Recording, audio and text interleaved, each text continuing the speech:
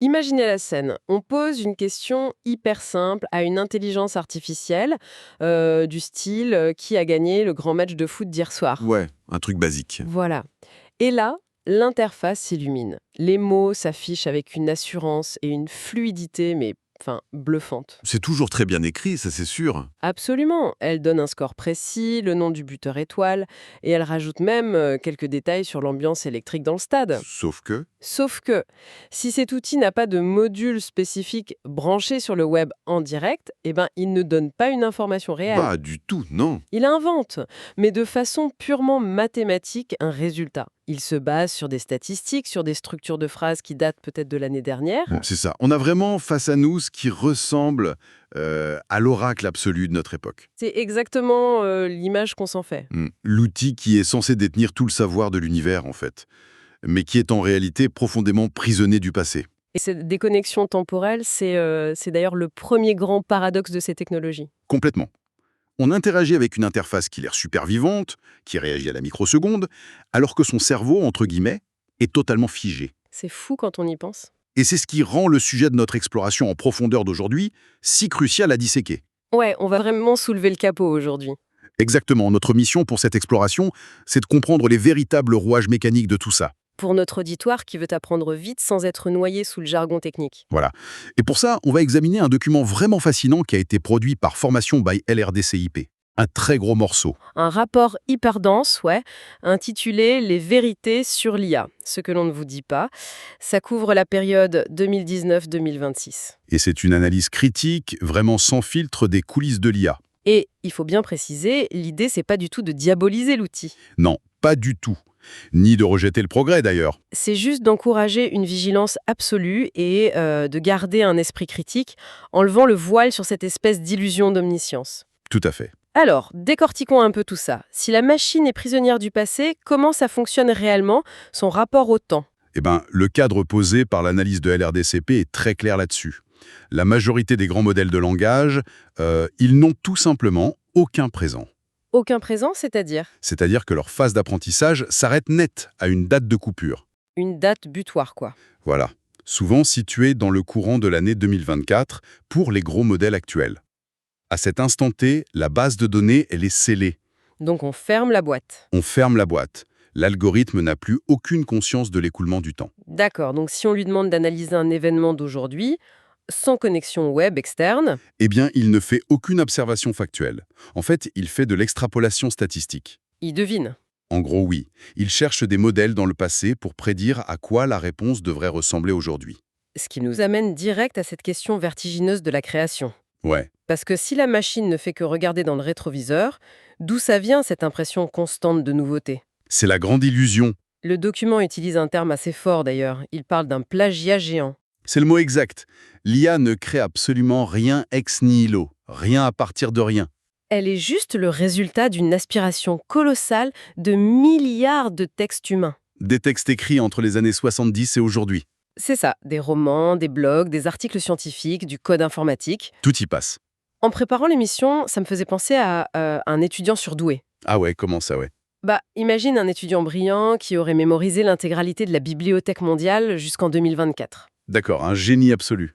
Ouais, mais qui serait enfermé dans une cave sans aucune fenêtre depuis cette date. C'est une super analogie.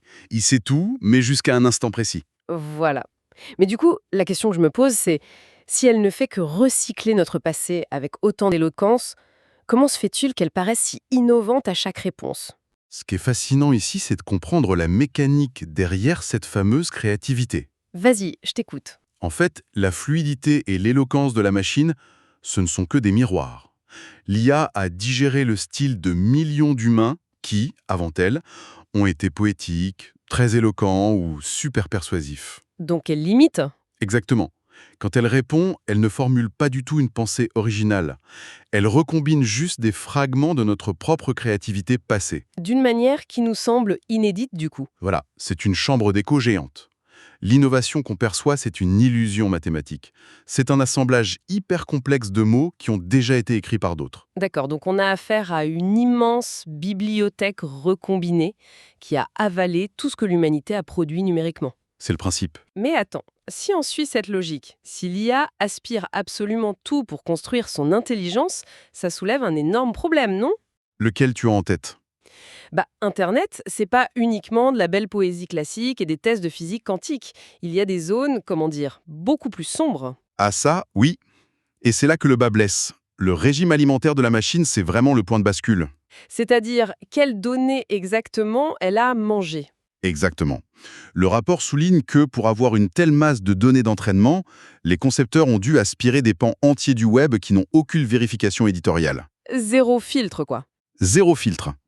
On parle de réseaux comme X, anciennement Twitter. On parle de Reddit, de milliards de sections de commentaires sous des articles d'actualité. Ah ouais, des espaces qui sont pas vraiment réputés pour leur rigueur académique, hein. Ni pour leur modération exemplaire.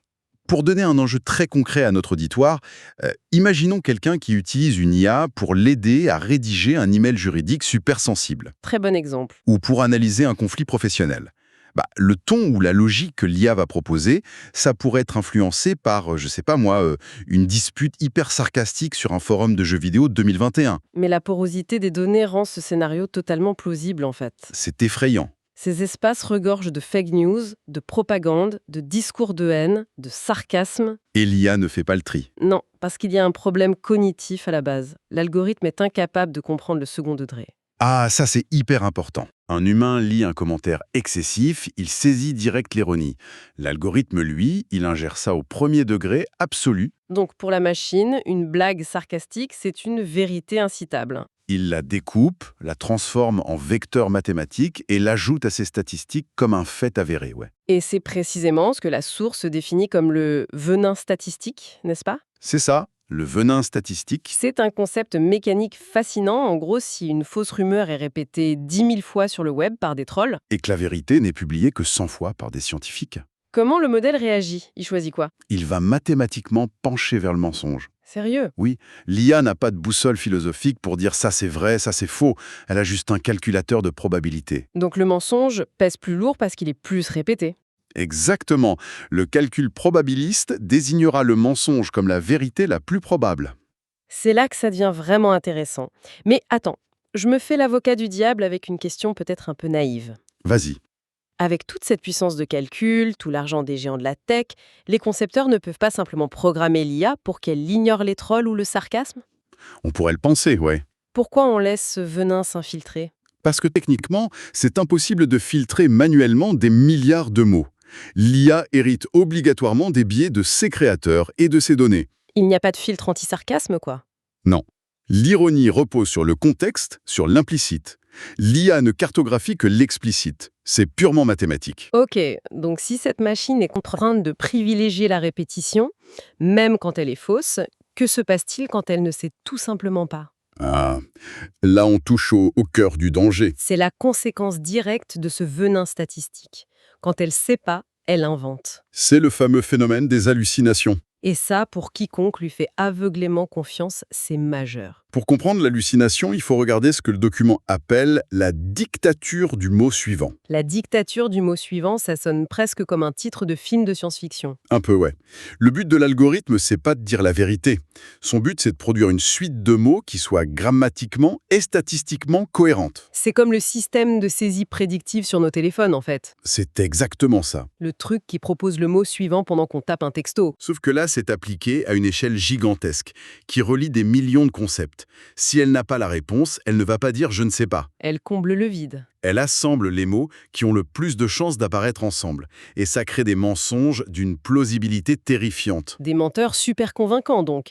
Elle peut inventer des faits, des dates, des fausses citations juridiques. Le tout avec un ton hyper docte et persuasif. Pour traduire ça, je dis souvent que l'IA agit un peu comme ce convive lors d'un dîner qui veut absolument étaler sa science. Je vois très bien le genre de personne. Tu fais, plutôt que d'admettre qu'il ne connaît pas un sujet, il va inventer une loi ou citer un auteur célèbre qui n'existe pas, avec un aplomb monumental, juste pour ne pas perdre la face. C'est une bonne image, mais il faut faire attention parce qu'elle peut nous induire en erreur sur un point précis. Lequel? Ce convive, il invente, par vanité, pour protéger son ego, il y a une intention de mentir. Ah oui, c'est vrai. Alors que l'IA... L'IA n'a aucun ego, aucune volonté de tromper, elle ne sait même pas qu'elle ment. Elle hallucine juste pour obéir à cette dictature du mot suivant. Exactement. L'absence totale d'intention, c'est ça qui rend le phénomène si redoutable. Et c'est pour ça que le document de LRDCI insiste lourdement. Ne pas vérifier une information cruciale issue d'une IA, c'est une faute grave. Une faute grave, carrément. Surtout dans un cadre professionnel ou médical, oui. Mais alors, si cet outil hallucine, s'il recycle un web rempli de biais, pourquoi il a envahi notre quotidien avec une telle vitesse? La réponse est simple.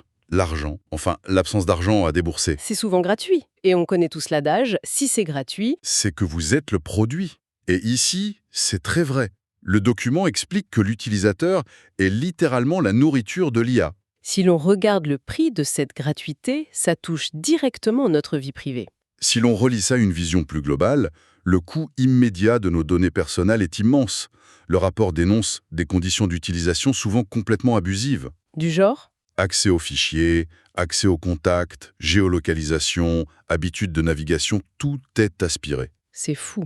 Et on accepte ça sans lire la plupart du temps. Tout le monde clique sur accepter. Et le pire, c'est que quand on se confie au chat, on lui donne nos doutes, des données de santé parfois, ou même des secrets industriels pour les entreprises. Et ces secrets, ils servent à entraîner les futures versions de la machine. C'est une matière première qu'on donne gratuitement et qui sera ensuite revendue sous forme d'abonnement premium. C'est exactement le modèle économique. Et ça pose une faille de sécurité majeure. Bah oui, les données partent sur des serveurs distants, totalement hors de notre contrôle. Mais le coût de nos données personnelles, il se double aussi d'un coût environnemental, à long terme. C'est pas que du logiciel, c'est physique. Ouais, on oublie souvent l'impact écologique.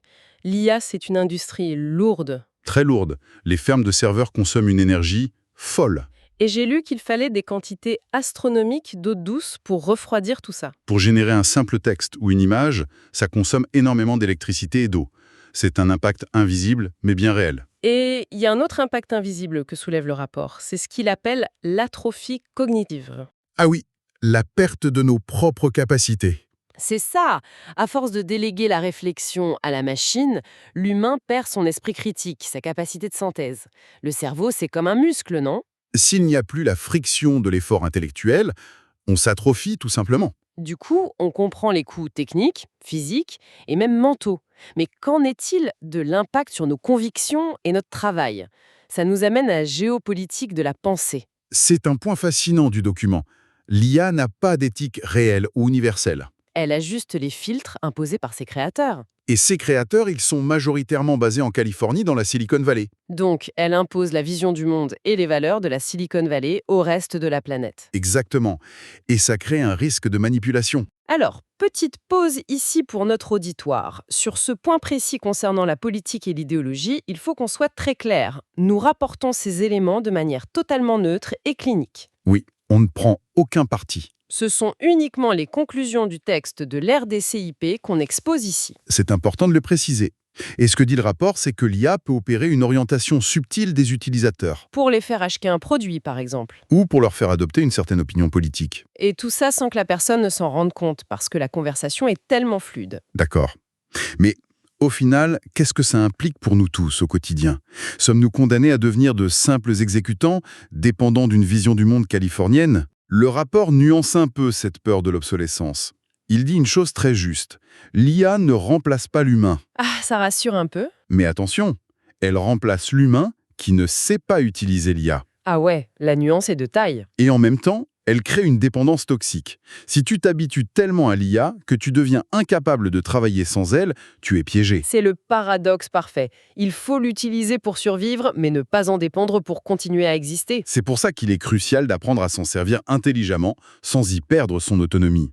Bon, je crois qu'on arrive à la conclusion de ce document incroyable. Si on devait résumer la règle d'or de cette source, La grande leçon à retenir. c'est que l'IA est un perroquet statistique. Un outil d'assistance, oui, mais pas une source de vérité absolue. Elle n'a ni conscience, ni éthique, ni accès direct au monde physique. Le seul maître à bord reste l'humain. Il faut tout vérifier en permanence et garder un esprit critique super affûté. Tout à fait. Et cela soulève une question essentielle, d'ailleurs en guise de dernière réflexion. Je sens que tu vas nous laisser sur un truc vertigineux. Le texte prévient que l'IA va finir par inonder 90% du web avec ses propres contenus générés. Ouais, l'IA qui s'entraîne sur de l'IA, la boucle infinie. Et si on ajoute à ça le fait qu'on risque l'atrophie cognitive en lui déléguant toutes nos pensées, Qu'est-ce qui va se passer? imagine, le jour où une immense panne de serveur nous prive soudainement de toutes ces machines. Le blackout total. On se retrouve obligé de nouveau de faire face, seul, à une feuille blanche complexe. La question, c'est: aurons-nous oublié comment penser? Waouh! Aurons-nous oublié comment penser? C'est vraiment la question qui tue et une excellente réflexion à emporter avec soi. Un immense merci à notre auditoire pour votre curiosité constante. Merci à tous de nous avoir suivis. On vous invite à continuer d'explorer le monde, toujours avec cet esprit critique bien éveillé. À très vite!